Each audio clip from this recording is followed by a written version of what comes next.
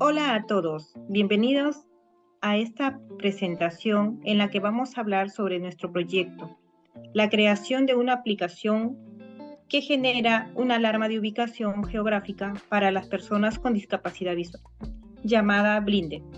Somos un grupo de 5 personas y estamos emocionadas de compartir con ustedes los detalles de nuestro proyecto.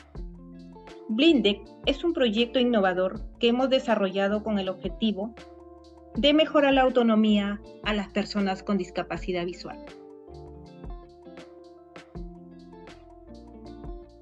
Nuestra aplicación consta de dos etapas. La primera, la identificación de transporte y rutas de viaje, y la segunda etapa, el aviso del paradero y destino final.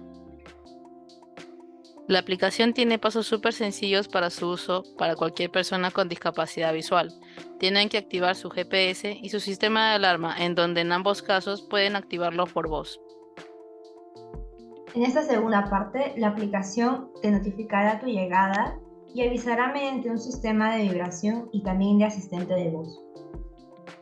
Nuestra aplicación está disponible para todos los aplicativos Android, siendo una herramienta poderosa para que puedan navegar con mayor independencia y confianza por todos los medios públicos. Y con esto, muchas gracias a todos.